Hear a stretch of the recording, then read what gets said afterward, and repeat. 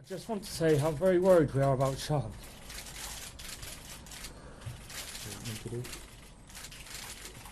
She's been missing now for over 2 days, and it's not like her not to come home or contact any of us for such a long time. We all want to know where Sean is, and we want her home safe and well. Sean Emma O'Callaghan was born on the 3rd of June 1988 in Swindon, Wiltshire. She was described as a bubbly, friendly and happy girl who adored her family and doted on her siblings. After leaving school at 16, she briefly attended her local college, but quickly determined it wasn't the right path for her and went on to get a job as an office administrator, which she loved. 18th of March 2011, Sean heads into town for a night out with some girlfriends. It's the start of the weekend and end of the working week for Sean, and she's out to let her hair down and enjoy some drinks and dancing with friends. After some food and a few trips to local pubs, the last stop of the evening is the Suju nightclub in Wiltshire, just half a mile from the flat she shared with her partner of a couple of years, Kevin. Early morning, Sunday 19th of March. Sean's mother Elaine is on a hotel mini break with her partner when she receives a concerning phone call from her son Liam. Kevin has contacted him to see if he has heard from or seen Sean, as she hasn't come home. She's not answering her phone, and she's not being present on social media. Although concerned, Elaine remains calm and decides to give it more time. She leaves several voicemails throughout the morning, but receives no answer back from Sean. Just before 10 a.m., her partner Kevin raises the alarm with Wiltshire police. He's frantic with worry and desperate for answers. His behavior is totally out of character, and no one can make sense of it. She's officially reported as a missing person, and the investigation begins with Detective Superintendent Stephen Fulcher and his team in charge of the case. They begin with the people closest to her, her family, and Kevin. Kevin tells the police that he returned home from some drinks with friends at around midnight. He called Sean to check on her and she didn't pick up. Thinking nothing of it, he sent her a text message and then another at around 3:30 a.m. Phone records would corroborate this, and would also confirm that Sean's phone was no longer ringing at all. Some of the friends that she was at Suju nightclub with helped fill in the gaps. They said they had lost Sean at around 2:30 a.m. and after looking for her left shortly after, assuming she had simply gone home. After confirming what Sean was wearing that night, the police headed to Suju to gather any camera footage they could. It doesn't take long for them to pick her up on the club's CCTV. Just before 3 a.m. they follow Sean as she is seen leaving the club and going down the street that would have been consistent with her route home. While the police were continuing to check her CCTV, missing persons flyers were being handed out and the general public was helping in the search for Sean. Media outlets began to run the story, hoping to generate more witnesses and publicity for the case. Her family and partner made an emotional public appeal for answers, witnesses, and support. An anonymous donor offered a reward of £20,000 as the search intensifies. I want to say how very worried we are about Sean.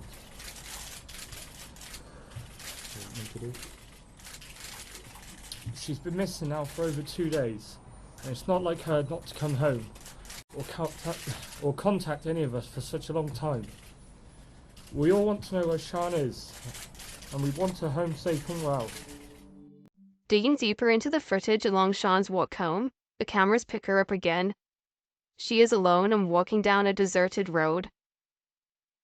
A few cars drive past her, and although she momentarily disappears from view, she is still just visible at the end of the street as the cars pass.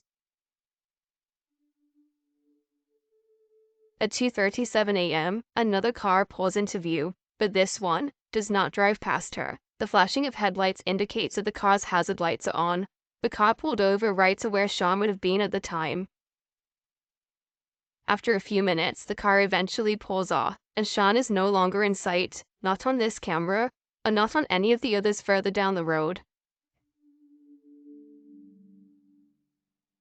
It becomes clear to the police that Sean is in that car. The same vehicle is picked up on other cameras a couple of hours before Sean had last been seen. It is a dark-colored Toyota with taxi markings and appears to be circling around the same area. The police launch an appeal to find the car and its owner. The reward for Sean is now sitting at £40,000, and the community are continuing to throw themselves into the case in any way they can.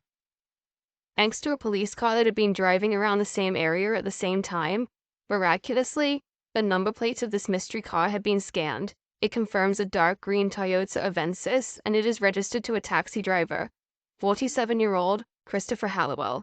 Although he has no criminal past, the police were deeply concerned. He hadn't spoken to them and told them that he was the one that evidently picked her up. Meanwhile, Fulcher and his team are analyzing Sean's phone records and are trying to find the current location of her LG E900 Optimus phone. The last cell phone tower ping puts the phone at the location of Savannah Forest. This is extremely concerning to the police, as it is close to 15 miles away from her last known location, yet the phone records put her there just 32 minutes after she left the club. There is no way she could have walked there, and there is no logical reason that Sean would have been there at 3:30 a.m. It is around this point that Fulcher requests the public to take a step back with their self-led searches as the case is progressing very quickly, and he believes they are close to finding Sean. One of the police's final moves is to head to Halliwell's taxi firm to check the GPS data that is stored for all vehicles. This tracks where the taxis were and at what time, and this evidence would prove vital. On March 19th, Halliwell switched off his GPS at around 2:30 after clocking off for the night, yet CCTV proves he remained in town, circling the streets, and just 2 days later, his GPS tracker shows him driving to where Sean lives. This information was not yet public knowledge and added more evidence to the already strong case against him. March 22nd. Cameras pick up Halliwell at a petrol station very late one evening.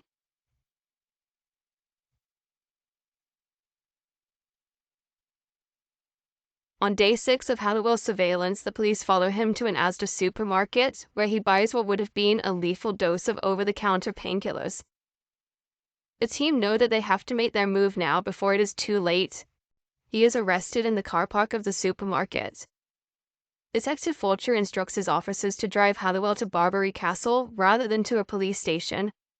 He wants to continue the immediate questioning in a non-threatening environment, and believes that if Sean is still alive, this is the only chance they have of rescuing her. Over the next few hours, Fulcher perseveres, knowing that this is the man that abducted Sean, but he wants to hear it from Halliwell himself. Fulcher's hard work eventually pays off. Halliwell cracks and says he will take them to Sean. She is recovered almost 100 feet down a hill with stab wounds to the back of her skull and neck. It is confirmed she likely died from these injuries.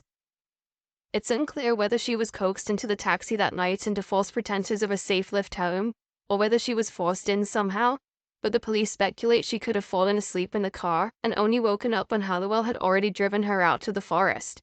A fight ensued after Sean realized she was in danger, and Halliwell stabbed her to death. As the police were stood by Sean's body, Halliwell utters the following words: "Do you want another one?" 20-year-old sex worker Becky Godden went missing back in 2003. Halliwell had reportedly become fascinated with Godden after meeting her on his taxi routes in Swindon's red light district. In January 2003, after having sex with her, he strangled her and buried her body in a field in Gloucestershire. What I can tell you is that a 47-year-old man from Swindon is in custody, having been arrested for kidnap and 2 murders. The location of 2 bodies have been identified to me by this individual, one of whom has yet to be identified formally, but I'm quite clear is Sean.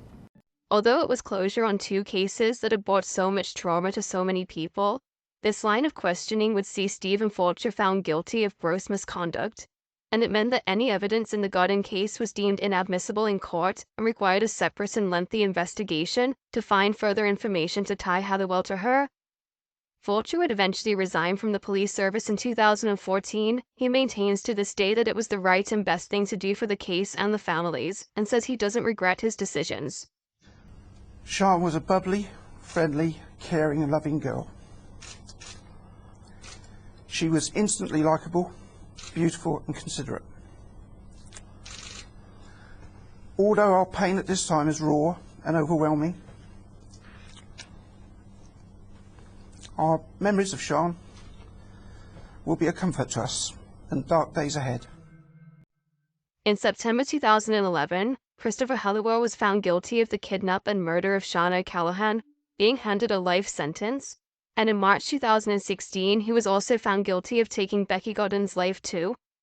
He is said to have laughed as the guilty verdict was read out, showing no sign of remorse, and grinned as he was led back to his cell. Waited over 5 years for this momentous day. It has been an extremely painful journey, but today we've received the justice that has felt like an eternity coming for our beautiful little girl, Becky. He is now serving the most severe sentence possible in British criminal law, a whole life order, meaning he will never be released and he will die behind bars. On the in grief, Sean's vibrant, warm, and sociable personality was evident in how many people had turned out to pay their respects and honor her memory. Despite the tragic circumstances surrounding the deaths of Becky Gooden and Sean O'Callaghan, their friends and family are determined that their memories will never be forgotten.